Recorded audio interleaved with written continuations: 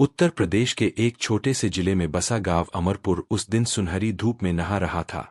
दूर तक फैले गेहूं के खेत हवा के झोंकों से ऐसे लहरा रहे थे जैसे हर बाल अपने जीवन की कहानी सुना रहा हो। खेतों के बीच ऊंचे आम और नीम के पेड़, जिनकी छांव में चरवाहे अपने झुंड के साथ विश्राम कर रहे थे। गांव के बाहर पक्की सड़क से थोड़ी दूर एक विशाल हवेली खड़ी थी, लाल ईंटों से बनी, जिसके दरवाजे पर पीतल की जंजीरें और ऊंचे फाटक पर अंकित था चौधरी हवेली। भानु प्रताप चौधरी 30 वर्ष के आसपास के गांव के सबसे समृद्ध जमींदारों में से एक थे। उनका खेत इतना बड़ा था कि जहां तक निगाह जाती वही उनका राज था। गन्ने के खेत, सरसों की पट्टियां, बैलों के रंभाने की आवाजें और मजदूरों की पुकारें। लोग कहते थे कि अमरपुर की मिट्टी भानु प्रताप के पसीने से उपजती है। वे मेहनती भी थे, पर भीतर से बहुत अनुशासित और गंभीर। आज सुबह वे हवेली के बरामदे में खाता भी लेकर बैठे थे, पिछले हफ्ते के व्यापार का हिसाब जोड़ते हुए।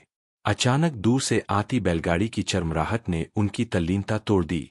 मिट्टी का रास्ता धूल उड़ाता हुआ कुछ यात्री उनकी हवेली के पास आकर रुके। गाड़ी में एक मध्यम आयु का पुरुष, उसकी पत्नी और एक छोटी सी लड़की थी। पुरुष उतरकर चौधरी से सलाम करता हुआ बोला, राम राम साहब, लखनऊ जाने का रास्ता यहीं से है क्या? भानु प्रताप ने दिशा बताई, पर उनकी आंखें उस लड़की पर टिक गई थीं जो बैलगाड़ी से फुर्ती से नीचे कूदी थी। वह 10 साल की रही होगी, चेहरे पर मिट्टी की रेखाएं, पर आंखों में अजीब सी चमक थी। बाल 2 चोटियों में बंधे, नीली सलवार और सफेद कुर्ता, और पांव में साधारण चप्पलें। फिर भी उसके हावभाव में एक अजीब आत्मविश्वास था, जैसे वह इस दुनिया से डरती नहीं। वह थी आशा वर्मा, लखनऊ जाने वाले परिवार की बेटी। जब उसके माता पिता मजदूरों से बात कर रहे थे, वह उत्सुकता से चारों ओर देखने लगी। कुएं के पास पानी खींचती औरतें, आंगन में सूखते मक्का के दाने, खलिहान में रखे गन्ने के ढेर। उसकी नजरों में जिज्ञासा थी, पर जब उसने हवेली की ओर देखा, उसके चेहरे का भाव कुछ और हो गया, जैसे कोई पुराना रिश्ता याद आ गया हो। वह बिना हिचकिचाहट हवेली के फाटक के भीतर चली आई। पहरेदार ने उसे रोकने की कोशिश की, पर उसके आत्मविश्वास के आगे वह चुप रह गया। आशा ने सीढ़ियां चढ़ी और सीधे बरामदे में खड़े भानु प्रताप के सामने जा पहुंची। भानु ने अपनी खाता भी बंद की और हल्की मुस्कान के साथ पूछा, क्या बात है बिटिया, कुछ चाहिए? लड़की ने बिना झिझक जवाब दिया, जब मैं बड़ी हो जाऊंगी तो मैं आपसे शादी करूंगी। भानु प्रताप के हाथ में पकड़ी कलम वही ठिठक गई। एक पल को लगा उन्होंने गलत सुना है। उन्होंने झुककर उसकी ओर देखा, तुम जानती हो तुम क्या कह रही हो? आशा ने सिर हिलाया, हाँ, मैं जानती हूँ। जब मैं औरत बनूंगी तो वापस आकर आपकी पत्नी बनूंगी। बरामदे में पल भर को सन्नाटा छा गया। फिर दूर से किसी की आवाज आई, आशा, तू कहाँ गई? उसका पिता दौड़ता हुआ पहुंचा, हाफते हुए बोला, माफ कीजिए साहब, ये लड़की जिद्दी है, किसी से भी बात कर लेती है। बच्चों की बातों को मन पर न ले। भानु ने मुस्कराकर कहा, इसने कोई गलत बात नहीं की, बस एक वचन दिया है। पिता हंस पड़ा, साहब, बचपन के वचन का क्या भरोसा, कल ही बदल जाते हैं। आशा ने पिता की ओर देखा और दृढ़ स्वर में बोली, मैं नहीं बदलूंगी। माँ भी आगे आई, गोद में छोटा बच्चा लिए, घबराई हुई। आशा, चलो अब, माफी मांगो। लड़की ने सिर हिलाया, सच के लिए माफी नहीं मांगती, अम्मा। भानु झुक गए, उसकी आंखों में देखते हुए बोले, अगर यह तेरी सच्ची मंशा है तो इस वचन को याद रखना, लेकिन जब लौटेगी तब तू बदल चुकी होगी, बहुत कुछ देख चुकी होगी, और तब तेरी सोच भी शायद बदल जाए। लड़की ने कहा, मैं नहीं बदलूंगी, मैं लौटूंगी। भानु ने एक गहरी सांस ली, अच्छा, तो तेरे वचन को याद रखूंगा। पिता ने झिझकते हुए प्रणाम किया और परिवार वापस बैलगाड़ी में सवार हो गया। आशा ने मुड़कर आखिरी बार हवेली को देखा और ऊंची आवाज में बोली, मैं लौटूंगी। बैलगाड़ी आगे बढ़ी और धूल का बादल पीछे रह गया। भानु देर तक फाटक के पास खड़े रहे। हवा में उड़ती धूल में उन्हें उस लड़की की आंखों की चमक दिखाई दे रही थी। वह चमक, जिसमें न मासूमियत थी न खेल, बल्कि किसी जन्मों पुराने वादे की गहराई थी। उन्होंने अपनी खाता भी फिर खोली, पर संख्याएं अब उन्हें धुंधली दिखने लगीं। उनके मन में बस एक वाक्य गूंजता रहा, जब मैं बड़ी हो जाऊंगी मैं आपसे शादी करूंगी। उस रात उन्होंने देर तक नींद नहीं ली। मोमबत्ती की लौ के पास बैठकर खिड़की से बाहर देखते रहे। बाहर वही खेत थे, वही शांति, वही चांदनी। पर आज हवेली की हवा में कुछ बदला था, जैसे किसी ने उसमें एक अनकहा भविष्य लिख दिया हो। भानु ने खुद से कहा, बच्ची है, बचपना बोल गया होगा, पर भीतर कहीं उन्हें लगा कि यह बात ऐसी नहीं जिसे हवा में उड़ाया जा सके। सुबह हुई तो हवेली फिर अपनी दिनचर्या में लौट आई। काम करने वाले मजदूर, बैलों की आवाजें और चाकरी करती कौशल्या काकी की पुकार। पर भानु प्रताप की आंखों में वह दृढ़ चेहरा बार बार उभरता रहा। दिन गुजरे, महीने गुजरे, पर जब भी कोई छोटी लड़की सरसों के खेतों में दौड़ती दिखाई देती, उन्हें वही आंखें याद आतीं, छोटी आशा वर्मा की, जिसने एक ऐसे वचन की नींव रखी थी जो समय की रेत पर भी मिटने वाला नहीं था। और इस तरह अमरपुर के उस बरामदे में दी गई एक बच्ची की प्रतिज्ञा भानु प्रताप चौधरी के जीवन में एक ऐसा अध्याय खोल गई जो आने वाले वर्षों में उनके भाग्य को बदलने वाला था। 13 साल उस एक वचन के बाद धीरे धीरे बीत गए, पर अमरपुर का जीवन अपने पुराने धर्रे पर चलता रहा। खेतों में नई फसलें उगतीं, पुराने पेड़ गिरते, फिर से लगते। चौधरी हवेली की दीवारें वही थीं, लेकिन हवेली के भीतर कुछ बदलने लगा था। भानु प्रताप चौधरी अब और अधिक गंभीर हो गए थे। उनका हर दिन खेत, व्यापार और लेखा तक सीमित हो गया था। गांव के लोग अब उन्हें आदर से नहीं, बल्कि एक भयभरी श्रद्धा से देखते थे।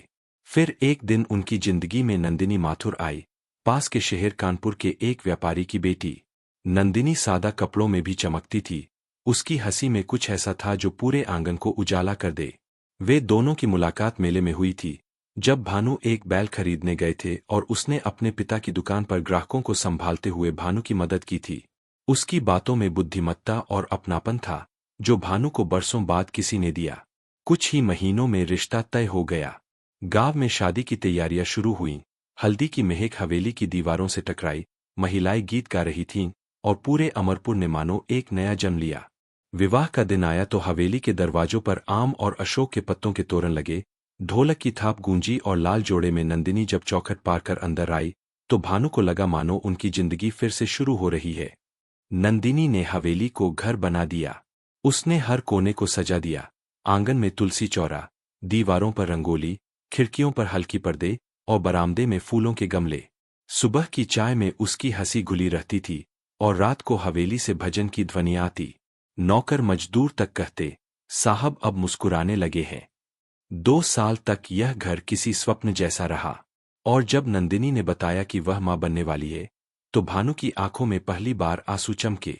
उन्होंने सबसे अच्छे बड़ी बुलवाए और अपने होने वाले बच्चे के लिए छोटा सा पालना बनवाया। उन्होंने कहा था, इस हवेली में अब फिर से किलकारियां गूंजेंगी। लेकिन ईश्वर की मर्जी अलग थी। बरसात की एक रात, जब बिजली कड़क रही थी और हवेली के चारों ओर हवा ऐसे चीत्कार रही थी जैसे कोई अदृश्य रुदन हो, नंदिनी को अचानक तेज पीड़ा उठी। डॉक्टर दूर था, बस गांव की दाई थी। भानु ने पूजा घर में दिया जलाया और दरवाजे के बाहर बेचैनी से टहलते रहे। अंदर से नंदिनी की चीखें आतीं, बाहर बादलों की गरज, और दोनों मिलकर किसी प्रलय का आभास देतीं। घंटों बीत गए, फिर अचानक एक नन्हा रोदन सुनाई दिया। भानु के होठों पर मुस्कान आई, आंखों से राहत छलकी, पर उसी क्षण दाई ने दरवाजा खोला, चेहरा आंसुओं से भीगा। साहब, उसकी आवाज टूट गई, बिटिया नहीं रही। भानु का संसार उसी पल रुक गया। वे अंदर गए। नंदिनी स्थिर थी। उसके चेहरे पर वही शांति थी जो उसकी हंसी में होती थी, पर अब उसमें सांस नहीं थी। बगल में छोटा बच्चा रो रहा था, कमजोर, अधमरा। 3 दिन तक भानु ने उसे गोद में लेकर रखा। दूध पिलाने के लिए शहर से धाय आई, पर बच्चा शायद अपनी मां के बिना जीना नहीं चाहता था। तीसरे दिन सुबह वह भी चला गया। उस दिन अमरपुर में बारिश नहीं हुई, लेकिन आसमान भानु के आंसुओं से भीगा। हवेली के पीछे नीम के नीचे 2 कब्रें बनी, एक बड़ी, एक छोटी, और उनके बीच भानु प्रताप चौधरी की आत्मा दफन हो गई। उसके बाद उन्होंने किसी से बात करना लगभग बंद कर दिया। हवेली की रसोई से अब महक नहीं आती थी, बरामदे से हंसी नहीं गूंजती थी, और दीवारों से रंग उतरने लगा था। नौकर लोग फुसफुसाते, साहब अब बस खेत और काम जानते हैं। वो दिन में खेत में, रात को दफ्तर में रहते। एक एक खाता वे खुद लिखते, एक एक मजदूर का हिसाब खुद देखते। उन्होंने उस कमरे को, जहां बच्चे का पालना रखा था, दफ्तर में बदल दिया।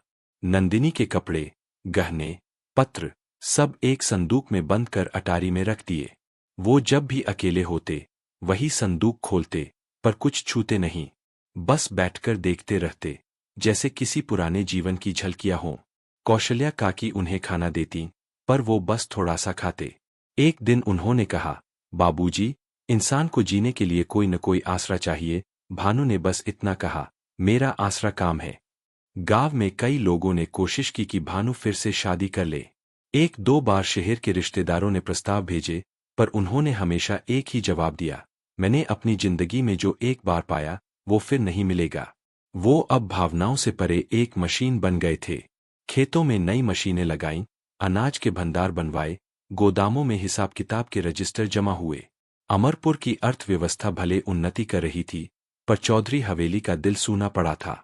रात को जब खेतों की हवा चलती, नीम के पत्ते सरसराते, तो वे उसी कब्र के पास जाकर बैठते, नंदिनी और बच्चे की कब्र पर दीप जलाते। वहां मिट्टी की महक और पीपल की जड़ों के बीच उन्हें एक शांति मिलती जो कहीं और नहीं। कभी कभी कौशल्या दूर से देखती, पर पास जाने की हिम्मत नहीं करती। उन्होंने खुद से कहा था, साहब अब किसी से नहीं बोलेंगे, उनका मन मर गया है। लेकिन वचन वचन मरता नहीं। वो छोटे से पल की प्रतिज्ञा, जो एक बच्ची ने बरसों पहले दी थी, हवा में तैरती रही, किसी बीज की तरह जो मिट्टी में सो जाता है, पर समय आने पर अंकुर फूट ही पड़ता है। भानु को उस लड़की की याद बहुत कम आती थी। शायद कभी जब कोई छोटी बच्ची खेतों में दौड़ती, तब उनके मन में हल्की झिलमिलाहट उठती, लेकिन उन्होंने उसे हमेशा बचपन की बात समझकर दबा दिया। दिन बीतते रहे, साल गुजरते रहे, भानु के बालों में सफेदी उतर आई। गांव में नई पीढ़ी पली बढ़ी, पर चौधरी साहब वही रहे, शांत, अनुशासित, पर भीतर से टूटे हुए। कभी कभी लोग कहते, उनका भाग्य बड़ा क्रूर था और कोई दूसरा जोड़ता, पर उनका मन अभी भी वचन निभाने जैसा है। उन्हें मालूम नहीं था कि कहीं न कहीं किसी शहर में एक लड़की भी उसी वचन को अपनी जिंदगी का सत्य बनाए बैठी है। 13 बरस बीत गए थे। समय ने अपने कदमों के निशान अमरपुर की मिट्टी पर छोड़े और आगे बढ़ गया, पर कुछ वचन समय की गति से भी अधिक गहरे उतरते हैं। लखनऊ के हजरतगंज इलाके में, जहां हवा में शहर की रौनक और शोर है, वहीं एक शांत बंगले के अंदर आशा वर्मा बड़ी हो चुकी थी। अब वह 10 साल की नटखट बच्ची नहीं रही, बल्कि 23 वर्ष की एक संजीदा युवती थी, जिसके चेहरे पर शालीनता और आंखों में वही अडिग चमक थी जो कभी अमरपुर के बरामदे में भानु प्रताप ने देखी थी। वह अंग्रेजी, संगीत और कढ़ाई सीख चुकी थी। उसके पिता रामदास वर्मा अब शहर के प्रतिष्ठित व्यापारी थे। माँ लाजवंती देवी समाज सेवी संस्थाओं से जुड़ी थीं। परिवार के लिए आशा एक गर्व थी, सुंदर, शिक्षित और विनम्र। पर एक बात जो किसी को समझ नहीं आती थी, वह यह कि इतने योग्य वर मिलने के बावजूद आशा हर रिश्ते को ठुकरा देती थी। पहले तो सबने सोचा कि उसे किसी पर मन नहीं आया। फिर कुछ ने कहा, कहीं किसी गुप्त प्रेम में तो नहीं, पर सच्चाई कोई नहीं जानता था कि उसके भीतर अभी भी एक आवाज गूंजती थी, जब मैं बड़ी हो जाऊंगी, मैं आपसे शादी करूंगी। कई बार उसकी माँ समझाने बैठती, बेटी, तेरी उम्र अब हो गई है, तेरे जैसी लड़की को अच्छे घर में बस जाना चाहिए। आशा मुस्कुरा देती, माँ, मैं बसना चाहती हूँ, पर जहाँ मेरा वचन है। माँ थककर कहती, वचन बचपन की बात थी, कौन याद रखता है बचपन की बातें। आशा शांति से उत्तर देती, जिस दिन मैं अपना वचन भूल जाऊं, उस दिन मैं खुद को भूल जाऊंगी। पिता का धैर्य अब टूटने लगा था। एक शाम, जब शादी के प्रस्ताव को फिर से उसने ठुकरा दिया, पिता ने कठोर स्वर में कहा, आशा, ये जिद अब बहुत हो गई। दुनिया हंसेगी हम पर। तू क्या सोचती है? वो जमींदार तेरा इंतजार कर रहा होगा। शायद अब बूढ़ा हो गया होगा, शायद शादीशुदा, शायद। आशा ने बीच में कहा, पर अगर मैंने कोशिश नहीं की, तो जीवन भर क्या होता अगर पूछती रहूंगी। वह रात उसके जीवन की सबसे लंबी रात थी। छत पर खड़ी होकर उसने आसमान देखा, वही तारे जो कभी अमरपुर के ऊपर चमकते थे। उसे याद था, जब छोटी थी तो भानु प्रताप ने कहा था, जब तू लौटेगी बदल चुकी होगी। उसने धीरे से खुद से कहा, हाँ, मैं बदल चुकी हूं, पर वचन नहीं। उसके जन्मदिन की रात, जब घर में मेहमानों की भीड़ थी, उसने सबके सामने घोषणा कर दी, मैं अमरपुर जा रही हूं। पूरा कमरा शांत हो गया। उसकी माँ ने विस्मय से कहा, क्या पागलपन है ये? पागलपन नहीं, माँ, सच्चाई। और अगर वो आदमी तुम्हें पहचान भी न पाए तो भी मैं अपना वचन निभाऊंगी। पिता ने क्रोध से हाथ पटकते हुए कहा, मैं तुझे नहीं जाने दूंगा। आशा ने सिर झुकाकर कहा, आपने ही सिखाया था कि सच्चाई से पीछे नहीं हटना चाहिए। आज वही कर रही हूं। 2 सप्ताह बाद सुबह की पहली गाड़ी से वह निकली। उसके पास बस एक छोटा सूटकेस, कुछ कपड़े, थोड़ा सा गहना और हृदय में दृढ़ निश्चय। जब गाड़ी स्टेशन से चली, उसकी माँ ने आंसू भरी आंखों से देखा। पिता कमरे में चुप बैठे रहे। और आशा, उसने खिड़की से बाहर झांकते हुए आखिरी बार लखनऊ को देखा और मन ही मन कहा, अब लौटूंगी तो केवल अपने वचन के साथ। सफर लंबा था। लखनऊ से सीतापुर, फिर खीरी, फिर गांवों के रास्ते। हर स्टेशन पर अजनबी चेहरे, हर ठहराव पर उसके मन में वही प्रश्न उठता, क्या होगा जब मैं उसके सामने खड़ी होंगी। कभी हृदय में डर, कभी उत्साह। रात को जब डिब्बे की बत्तियां मंद हुईं, उसने खिड़की से बाहर देखा, तारों भरा आसमान, जैसे वे सब उसके साथ सफर कर रहे हों। तीसरे दिन शाम तक वह अमरपुर पहुंच गई। बस से उतरी तो धूल उसके चेहरे से टकराई, पर उसे वो मिट्टी पहचानी सी लगी। वही गंध, वही शांति। उसने गहरी सांस ली, जैसे अपने बचपन की हवा को फिर से फेफड़ों में भर लिया हो। गांव अब कुछ बदला था।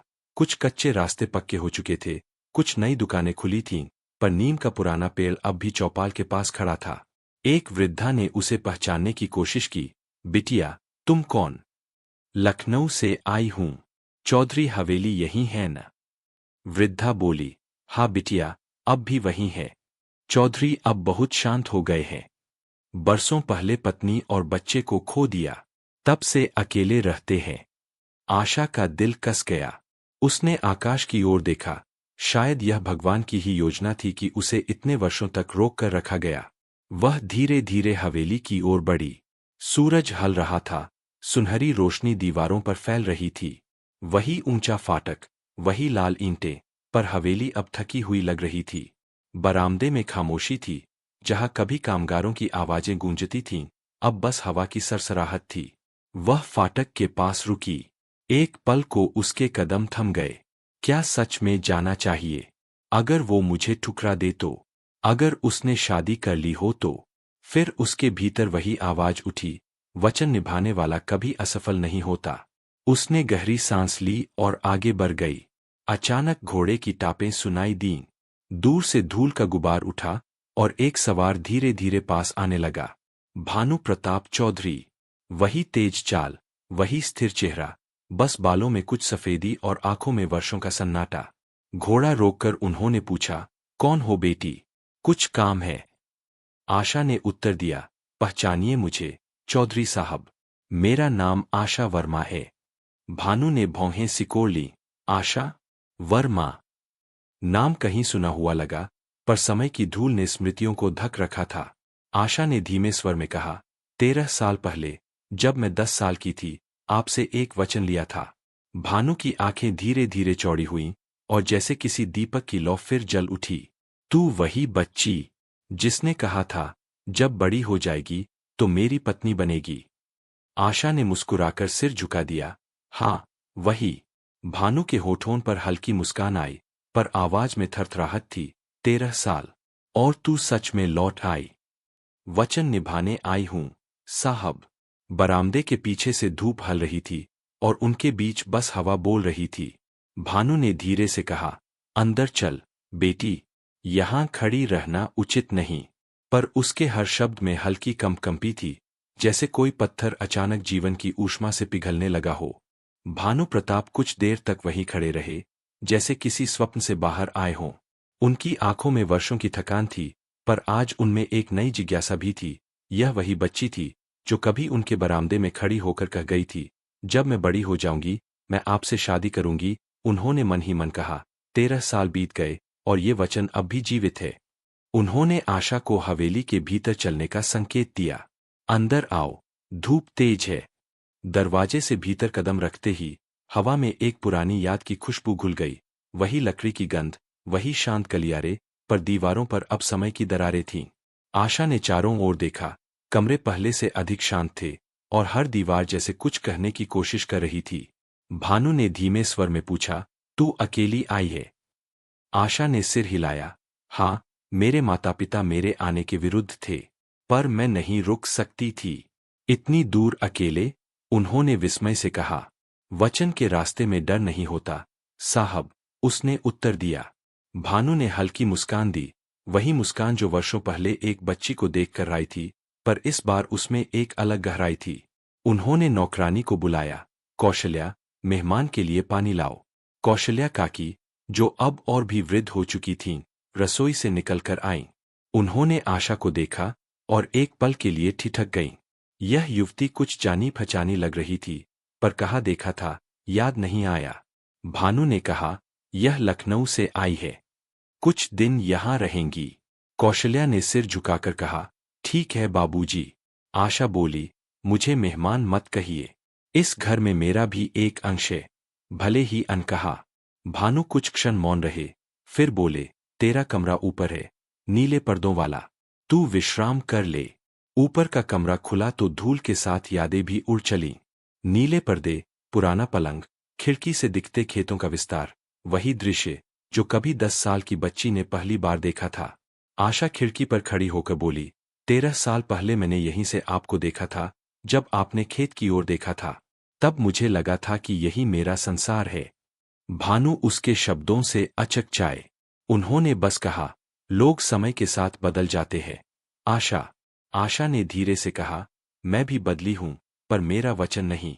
भानु चले गए और आशा पलंग पर बैठ गई।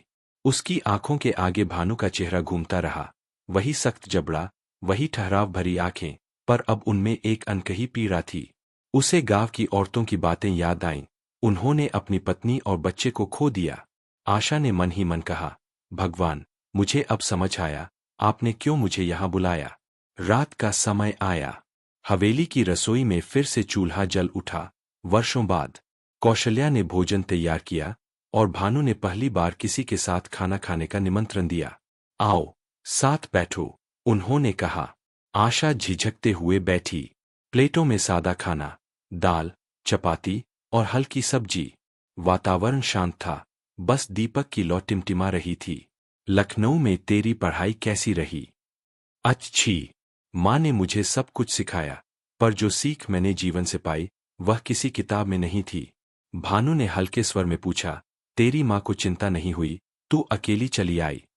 आशा ने मुस्कराकर कहा, हुई थी, पर उन्होंने भी जाना कि मेरी राह मैं खुद चुन चुकी हूँ। फिर एक क्षण के मौन के बाद उसने जोड़ा, आपको देखकर लगता है, आप अब भी अपने दुख से बाहर नहीं आए। भानु ने गहरी सांस ली। कुछ दुख ऐसे होते हैं जिनका अंत नहीं होता, बस आदत बन जाती है। आशा ने पहली बार उनकी आंखों में देखा, वहां गहरा सागर था, शांत पर अथाह। उसने कहा, साहब, शायद मैं आपकी आदत बदलने नहीं, पर उसे समझने आई हूं।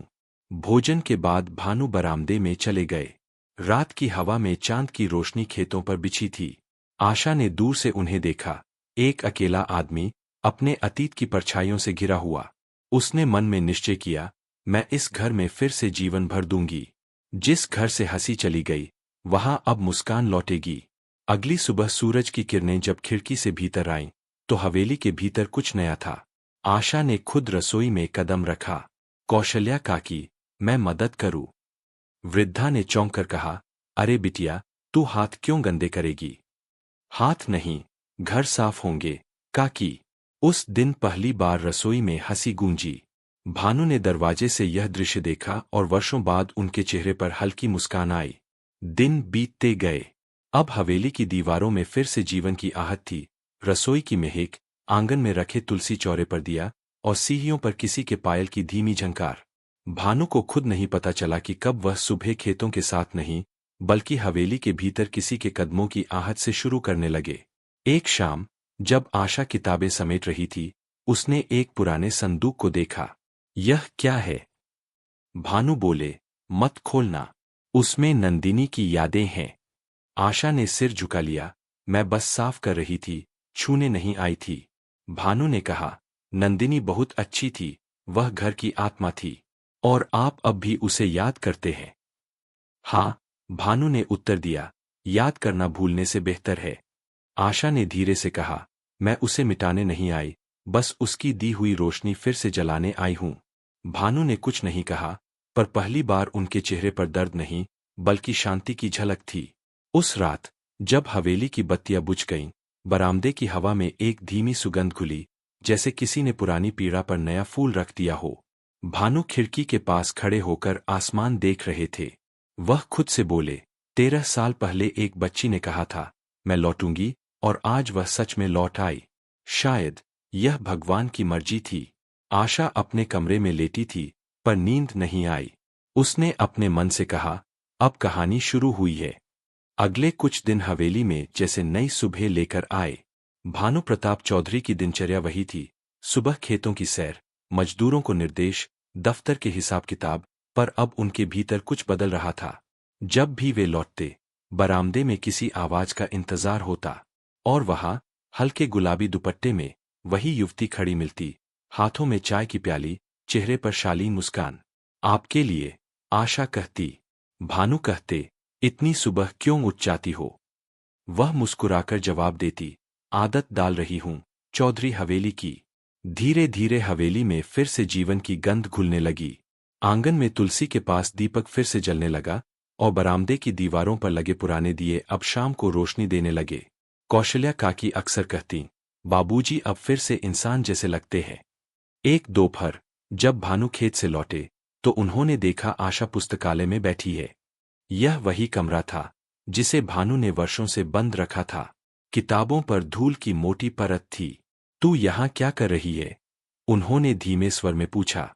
आशा ने कहा, मैं बस सफाई कर रही थी। इतने सुंदर ग्रंथों को यूं बंद क्यों कर रखा था? भानु ने कहा, क्योंकि कुछ यादें किताबों से भी भारी होती है। आशा ने मुस्कुराकर उत्तर दिया, कभी कभी यादें ही तो हमें जीवित रखती है। वह मेज के पास पहुंची और अचानक एक पुराना लकड़ी का बॉक्स देखा। ये क्या है? उसने पूछा। भानु ने घबराकर कहा, मत खोलना। पर आशा ने देखा कि ढक्कन पहले से थोड़ा खुला हुआ था। उसने बस इतना किया कि उसमें रखी एक चीज को सीधा कर दिया, एक तस्वीर। उस तस्वीर में एक औरत थी, सुंदर, सौम्य, आंखों में अपार शांति। तस्वीर के नीचे लिखा था, नंदिनी भानु प्रताप चौधरी, 1925 से 1948। आशा ने वह तस्वीर अपने हाथ में ली और चुपचाप देखने लगी। ये आपकी पत्नी है? भानु ने सिर झुका लिया। हाँ, वही, नंदिनी। कुछ देर तक दोनों चुप रहे। कमरे में सिर्फ दीवार घड़ी की टिक टिक गूंज रही थी। फिर भानु ने कहा, वो इस हवेली की आत्मा थीं। हर सुबह उनकी हंसी से घर जागता था। और एक रात, वो चली गई, ऐसे जैसे दीपक की लौ अचानक बुझ जाए। आशा ने धीरे से पूछा, आपने फिर कभी किसी से प्यार करने की कोशिश नहीं की? भानु ने उत्तर दिया, नहीं। कुछ प्रेम इतने गहरे होते हैं कि उनमें किसी और के लिए जगह नहीं बचती। आशा ने नर्म स्वर में कहा, या शायद जगह रहती है, पर हम खुद उसे बंद कर देते हैं। भानु ने उसकी ओर देखा। वर्षों बाद कोई उनके दर्द की भाषा समझ रहा था। वह बोले, तू बहुत समझदार है, आशा। लेकिन ये समझ तब आती है, जब आधा जीवन बीत चुका होता है। आशा ने मुस्कुराकर कहा, और मैं चाहती हूं कि आपका बाकी आधा जीवन शांति से बीते, न कि सन्नाटे में। भानु ने गहरी सांस ली और कहा, नंदिनी मुझे हमेशा कहती थी, भानु, तुम्हारा मन खेत जैसा है। जब तक उसमें कोई बीज न डाले, वह बंजर रहेगा। मैं सोचता था कि काम ही मेरा बीज है, पर शायद मैं गलत था। उस रात दोनों बरामदे में बैठे। हवा में चंपा के फूलों की महक थी। दूर कहीं ढोलक बज रही थी। शायद किसी किसान के यहाँ नई फसल की पूजा हो रही थी। आशा ने धीरे से कहा, आपने कभी सोचा, क्यों मैं लौटी? भानु ने मुस्कुराते हुए कहा, शायद तू वचन निभाने आई। सिर्फ वचन नहीं, आशा बोली, किसी अधूरे जीवन को पूरा करने आई। कुछ देर तक दोनों चुप रहे। फिर भानु बोले, 13 साल पहले, जब तू बच्ची थी, मैंने कहा था, जब लौटेगी, तब शायद तेरी सोच बदल जाएगी। अब बता, क्या बदली? आशा ने उनकी आंखों में देखा। सोच बदली नहीं, पर समझ गहरी हुई है। तब मैं सिर्फ वचन निभाना चाहती थी। अब मैं जानती हूं कि वचन निभाना ही नहीं, उसे अर्थ देना भी जरूरी है। भानु ने कहा, और अगर मैं कहूं कि अब भी मेरा मन तैयार नहीं? आशा बोली, तो मैं आपके जीवन में शांति बनकर रहूंगी, अधिकार नहीं। उन शब्दों ने भानु के भीतर कुछ तोड़ दिया। उन्होंने नंदिनी की तस्वीर की ओर देखा, दीवार पर लगी, और बोले, नंदिनी कहती थी, प्रेम वही है जिसमें किसी को बदलने की कोशिश न हो। शायद तू वही है जो मुझे बिना मांगे बदल रही है। धीरे धीरे आशा उनके जीवन का हिस्सा बनने लगी। सुबह वह तुलसी पर जल चढ़ाती, दोपहर में खेतों के कागज संभालती और शाम को बरामदे में भानु के साथ बैठती। अब हवेली में फिर से संगीत था, कभी रेडियो पर पुराने गीत, कभी पायल की झंकार। एक शाम जब सूरज हल रहा था, भानु ने पूछा, तेरे माता पिता अब भी नाराज होंगे न? आशा ने मुस्कराकर कहा, हाँ, लेकिन माँ कहती है तू जो कर रही है वह शायद किसी जन्म का अधूरा रिश्ता पूरा कर रही है। भानु ने कहा, और पिता?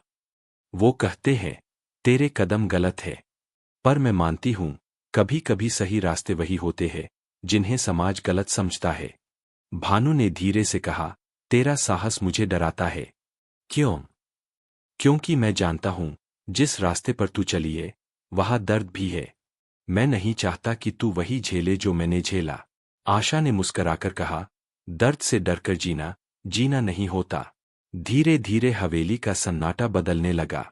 अब रातों में दिए देर तक जलते, सुबह फूलों की महक से भर जाती। कौशल्या काकी कभी कभी कहती, बाबूजी अब फिर जवान लगते हैं, और भानु हंसते हुए कहते, नहीं काकी, जवान नहीं, बस जीवित। एक दोपहर बारिश शुरू हो गई। बिजली की कड़क और गीली मिट्टी की खुशबू हवेली में भर गई। आशा खिड़की पर खड़ी थी। भानु ने कहा, तू भीग जाएगी। बारिश में भीगना मुझे बचपन से अच्छा लगता है, उसने कहा। भानु ने देखा, पानी की बूंदें उसके बालों में मोती सी चमक रही थीं। उन्हें लगा जैसे वर्षों की सूखी जमीन पर फिर से पहली बारिश पड़ी हो। उस दिन उन्होंने पहली बार स्वीकार किया, शायद जो मैं सोचता था कि मर गया है वो अब भी जिंदा है। आशा ने मुस्कराकर पूछा, क्या? महसूस करने की क्षमता। उस रात जब सब सो गए, भानु देर तक बरामदे में बैठे रहे। उन्होंने आसमान की ओर देखा और कहा, नंदिनी, अगर तू देख रही है तो जान, मैंने तुझे भुलाया नहीं, पर अब जीवन ने मुझे एक और अवसर दिया है।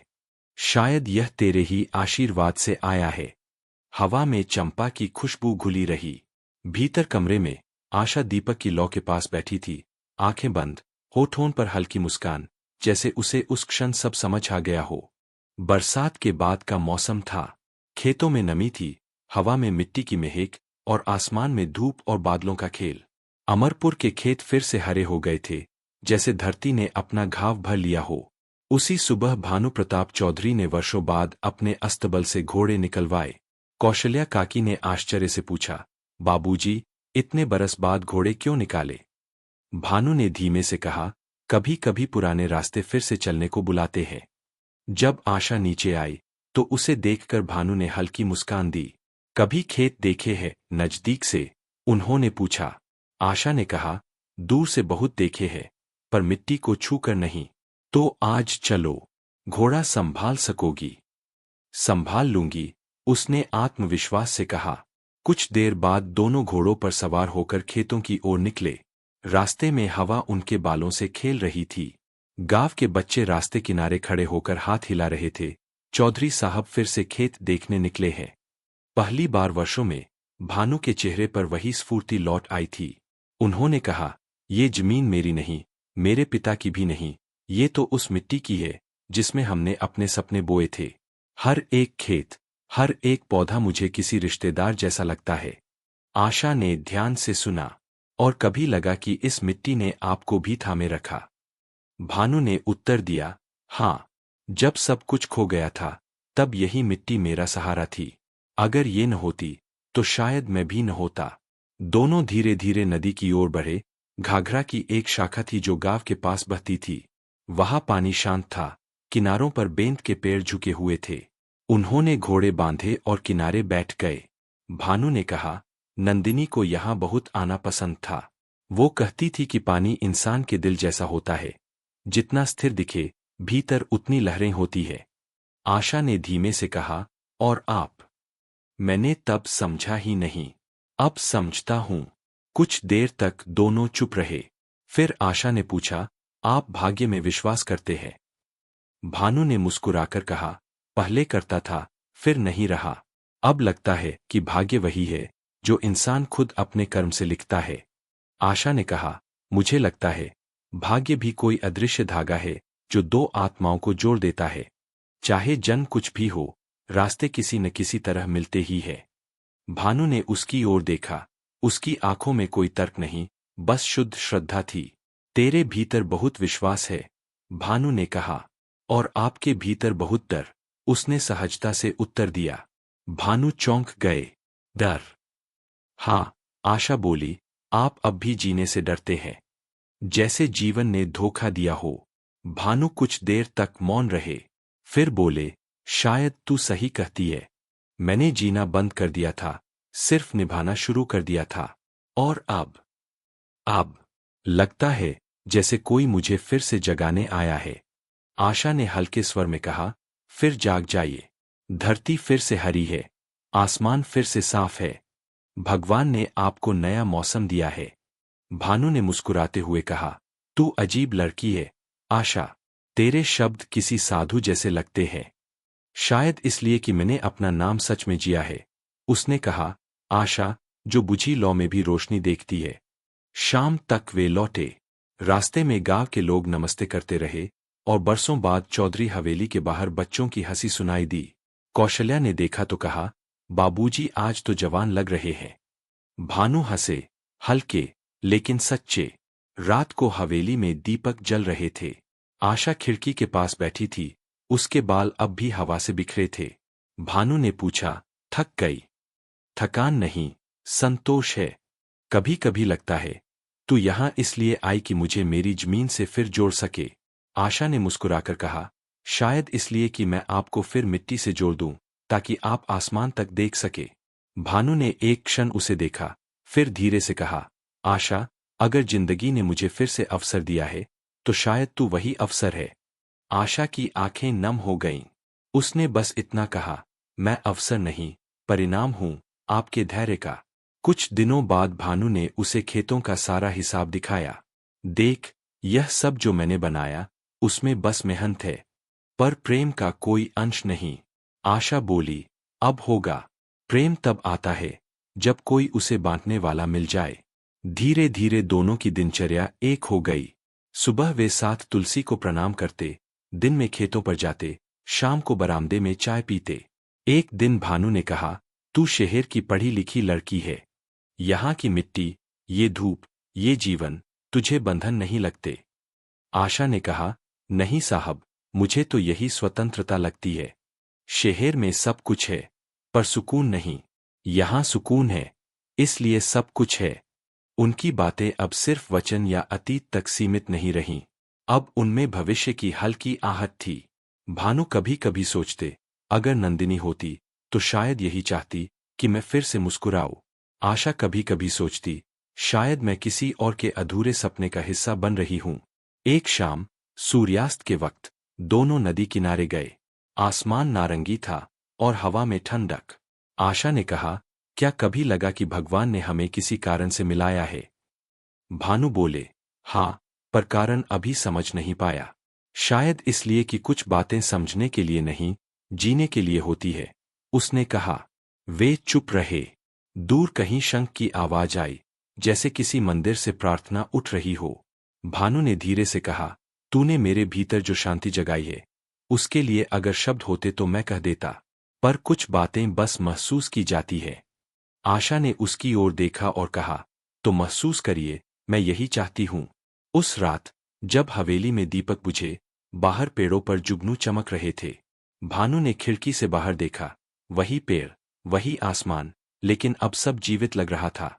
उन्होंने अपने मन से कहा, नंदिनी, मैंने तेरा शोक नहीं छोड़ा, पर अब तेरे दिए जीवन को नया अर्थ मिला है। और उसी क्षण, हवेली की हवा में एक नई गंध खुली, जैसे किसी ने बरसों से बंद मंदिर का द्वार खोल दिया हो। सावन बीत चुका था। खेत सुनहरी हो चले थे, हवा में पके अनाज की महक थी। चौधरी हवेली अब पूरी तरह बदल चुकी थी, जैसे किसी ने उस पर नया जीवन फूंक दिया हो। जहां कभी सन्नाटा था, वहां अब प्राणों की ध्वनि थी। और इस परिवर्तन के केंद्र में थी आशा वर्मा। भानु प्रताप चौधरी अब पहले जैसे नहीं रहे। उनके कदमों में फिर से लय थी, चेहरे पर फिर से जीवन की चमक। गांव के लोग अब कहते, साहब अब मुस्कुराने लगे हैं। पर भीतर कहीं एक और हलचल थी, जो उन्होंने किसी से नहीं कही। हर सुबह जब वह तुलसी पर जल चढ़ाते, पीछे से आती पायल की आवाज सुनते, तो मन में एक अजीब सी शांति उतर जाती। वह जानते थे कि यह वही शांति है, जो बरसों से उनके जीवन में गायब थी। लेकिन उस शांति में अब एक प्रश्न भी घुल गया था, क्या यह प्रेम है? एक शाम, जब सूरज हल रहा था और आसमान पर हल्के बादल तैर रहे थे, भानु बरामदे में बैठे थे। आशा ने चाय की ट्रे रखी और पास आकर बोली, आज आप कुछ उदास लग रहे हैं। भानु ने कहा, उदासी नहीं, बस विचार। किस बात के? उस रेखा के बारे में जो अतीत और वर्तमान के बीच खिंची होती है। मैं सोच रहा हूं, क्या कभी कोई उसे पार कर सकता है? आशा ने धीरे से कहा, अगर इरादा सच्चा हो तो समय भी झुक जाता है। भानु ने उसकी आंखों में देखा, वहां कोई आग्रह नहीं था, बस श्रद्धा। उन्होंने मन ही मन कहा, क्या भगवान ने इसे मेरे जीवन में किसी कारण से भेजा है? पर फिर एक आवाज भीतर से उठी, नहीं, तू नंदिनी से बेवफाई कर रहा है। वह उठे और अंदर चले गए। आशा ने उन्हें जाते देखा। वह समझ गई थी। उसका हृदय शांत था, पर भीतर तूफान। उसने सोचा, वचन निभाने आया हृदय अब परीक्षा में है। रात को भानु मंदिर गए। गांव के पुराने शिवालय में दिया जल रहा था। उन्होंने घुटनों के बल बैठकर कहा, प्रभु, अगर यह भावना पाप है तो इसे मुझसे छीन लो, पर अगर यह तेरी इच्छा है तो मुझे समझ दे। दीपक की लौ कापी, जैसे उत्तर दे रही हो। उसी रात हवेली में बारिश शुरू हुई। बिजली कड़क रही थी और हवा में पुराने स्मृतियों की गंध घुल गई। भानु अपने कमरे में टहल रहे थे, बेचैन, व्याकुल। उन्होंने दीवार पर लगी नंदिनी की तस्वीर की ओर देखा। मैंने तुझे कभी भुलाया नहीं, उन्होंने कहा, पर अब कोई है जो तेरे अधूरे जीवन को पूरा कर रहा है। क्या यह गलत है? तस्वीर चुप रही, पर बाहर गरजते बादलों के बीच कहीं जैसे नंदिनी की आवाज आई, जीवन को रोको मत, भानु। प्रेम पुनर्जन्म है। वे वहीं बैठ गए, आंखें बंद कर लीं। आंसू गालों पर उतर आए। बरसों बाद सुबह जब सूरज निकला, तो हवेली के आंगन में एक नया प्रकाश था। आशा तुलसी को पानी दे रही थी। भानु वहां पहुंचे। कुछ देर तक चुप रहे, फिर बोले, आशा, क्या कभी तूने किसी ऐसे से प्रेम किया जिससे प्रेम करना अनुचित था? आशा ने उनकी ओर देखा, आंखों में करुणा थी। साहब, प्रेम को अनुचित या उचित कहना मनुष्य का काम है। आत्मा बस प्रेम करती है। भानु ने कहा, पर अगर वह प्रेम किसी पुराने वचन से टकराए, तो शायद वही वचन अब पूरा हो रहा हो, उसने उत्तर दिया। भानु ने गहरी सांस ली। मैं तुझसे कुछ कहना चाहता हूं, पर डरता हूं। डरिए मत, आशा बोली, आपका हर शब्द मैं पहले से सुन चुकी हूं, अपने मन में। वह बरामदे से बाहर चले गए। खेतों में धूप झिलमिला रही थी, हवा में धान की गंध थी। उन्होंने मिट्टी को मुट्ठी में उठाया और देखा, यह वही मिट्टी है जिसने मुझे थामा था, अब यही साक्षी बनेगी। उन्होंने धीरे से कहा, आशा। वह पास आई। मैंने नंदिनी से वादा किया था कि मैं कभी किसी से प्रेम नहीं करूंगा, पर अगर प्रेम अपने आप आ जाए तो क्या वह वचनभंग कहलाता है? आशा ने उसकी ओर देखा। उसकी आंखों में आंसू चमक रहे थे। नहीं साहब, वह वचन नहीं, आशीर्वाद कहलाता है। शायद आपकी नंदिनी ही मुझे भेजी है। भानु का हृदय जैसे हल्का हो गया। वह बोले, तू जो कह रही है, क्या सच है? सच वही होता है जो मन से बोला जाए, उसने कहा। फिर एक क्षण के मौन के बाद वह बोली, आपके भीतर जो प्रेम जागा है, वह नंदिनी का ही विस्तार है, उसका अंत नहीं। भानु ने उसकी ओर देखा, जैसे वर्षों बाद कोई नई रोशनी आंखों में भर गई हो। उन्होंने कहा, तेरे शब्दों में सुकून है। मैं अब समझता हूं तू क्यों लौटी थी। सिर्फ मेरा वचन पूरा करने नहीं, मेरा जीवन पूरा करने। धीरे धीरे दोनों नदी किनारे चले गए। वही स्थान जहां कभी नंदिनी के साथ भानु आया करते थे। पानी स्थिर था, लेकिन उसमें आसमान का पूरा प्रतिबिंब झलक रहा था। भानु बोले, नंदिनी कहा करती थी, नदी और जीवन एक जैसे होते हैं। बहना उनका धर्म है। मैं बहना भूल गया था। आशा मुस्कुराई, और मैं आई हूं आपको फिर से बहाना सिखाने। कुछ देर बाद दोनों चुप रहे। बस हवा चल रही थी। आशा ने कहा, मैं आपसे कुछ मांगना चाहती हूँ। क्या? वचन कि अब आप जीने से नहीं डरेंगे। भानु ने सिर झुकाया, मैं वचन देता हूँ। हवेली लौटते समय दोनों साथ चल रहे थे। गांव के लोग मुस्कुराकर देख रहे थे। अब अमरपुर के रास्तों पर फिर से जीवन का रंग लौट आया था। रात को जब चांदनी हवेली के आंगन में बिछी, आशा ने खिड़की से बाहर देखा। खेतों में झिंगुरों की आवाज, हवा में हल्की ठंडक। उसने मन ही मन कहा, भगवान, अगर यह प्रेम है तो इसे पवित्र रखो। अगर यह वचन है तो इसे पूरा कर दो। भानु अपने कमरे में थे। उन्होंने नंदिनी की तस्वीर को देखा और पहली बार उसमें मुस्कुराहट दिखाई दी, जैसे नंदिनी स्वयं कह रही हो, अब तू दोषी नहीं, जीवित है। वे बाहर आए। बरामदे में दीपक जल रहा था। आशा वहां खड़ी थी, चांदनी उसके चेहरे पर थी। भानु धीरे से बोले, तेरा नाम बहुत सही रखा गया है, आशा। तू मेरे अंधकार में प्रकाश बनकर आई। आशा ने कहा, और आप मेरे वचन का सत्य बन गए। दोनों के बीच बस मौन था, पर वह मौन शब्दों से गहरा था। आकाश में बादल हट चुके थे और सितारे चमक रहे थे, जैसे भगवान स्वयं उनकी कहानी सुन रहा हो। सर्दियों की पहली सुबह थी।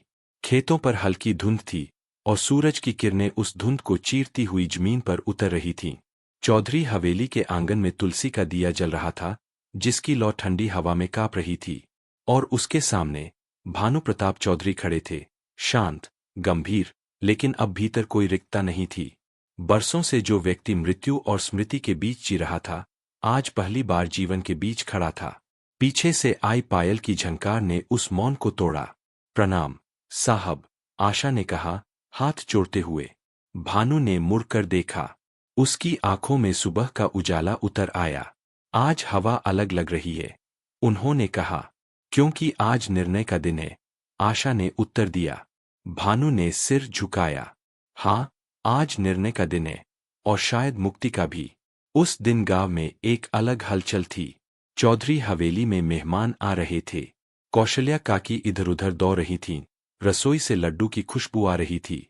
खेतों से लौटते किसान कह रहे थे, आज चौधरी साहब की हवेली में फिर से शहनाई बजेगी। गांव के बुजुर्ग भी विश्वास नहीं कर पा रहे थे।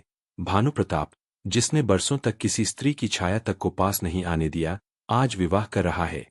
और दुल्हन, वही लड़की जो कभी 10 बरस की उम्र में इस हवेली में आई थी और बोली थी, जब मैं बड़ी हो जाऊंगी तो आपसे शादी करूंगी। अब वह लड़की औरत बन चुकी थी। गरिमा, विश्वास और प्रेम का रूप। मंदिर में विवाह की तैयारी थी। दीवारों पर गेंदे के फूलों की मालाएं, दीपों की पंक्ति और बीच में शिव पार्वती की मूर्ति। भानु पारंपरिक धोती कुर्ता में, माथे पर चंदन का टीका लगाए, मंडप में बैठे थे। उनके चेहरे पर न शर्म थी, न घबराहट, बस एक गहरी शांति। आशा लाल साड़ी में आई। उसके माथे पर सिंदूर जैसा सूरज चमक रहा था।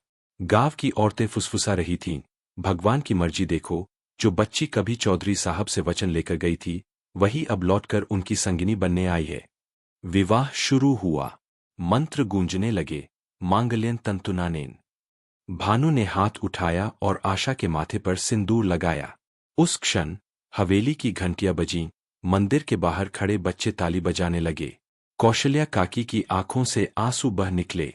उन्होंने कहा, नंदिनी बिटिया, जहां कहीं होगी, खुश होगी, अपने बाबूजी को जीवन की तरफ लौटते देख। विवाह के बाद भानु और आशा ने आंगन में तुलसी के पास दीपक रखा। दोनों ने एक साथ प्रार्थना की। भानु बोले, प्रभु, इस जीवन को अब अर्थ दे। जो अधूरा था, उसे पूरा कर। आशा ने कहा, और जो टूट गया था, उसे जोड़। कुछ दिनों बाद हवेली में सब सामान्य हो गया, पर उस सामान्यता में अब संगीत था।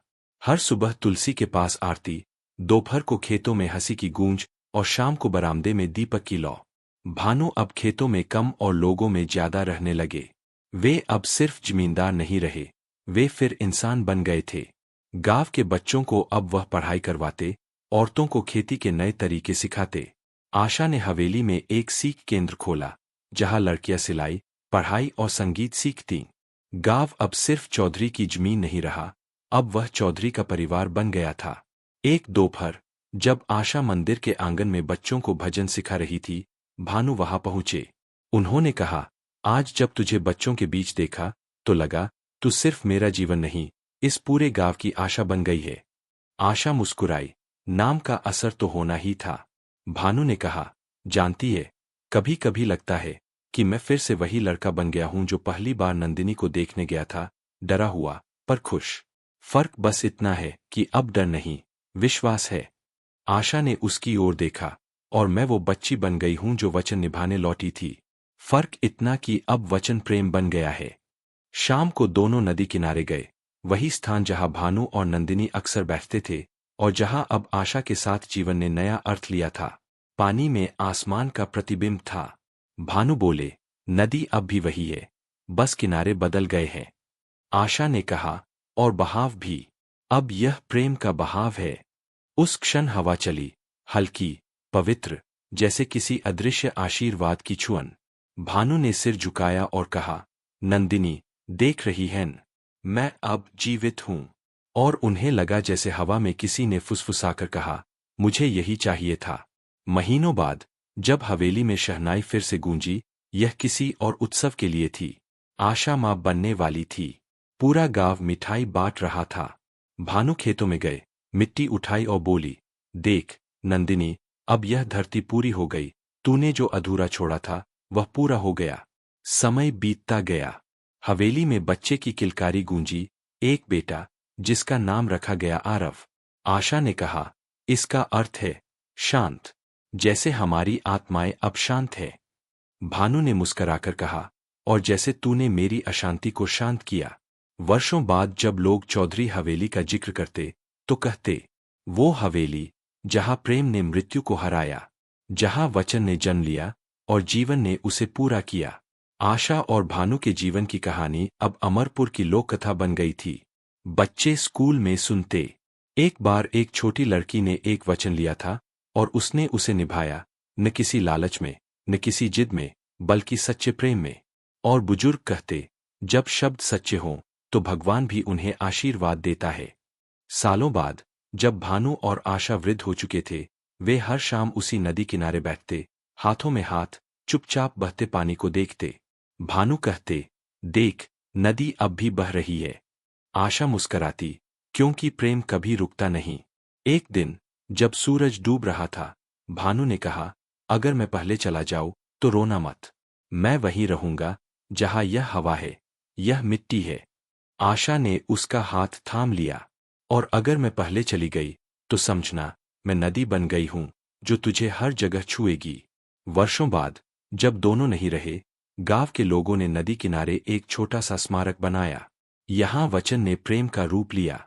वहां आज भी शाम को लोग दिया जलाते हैं और कहते हैं, जब शब्द दिल से निकले हों तो ईश्वर उन्हें साक्षात कर देता है।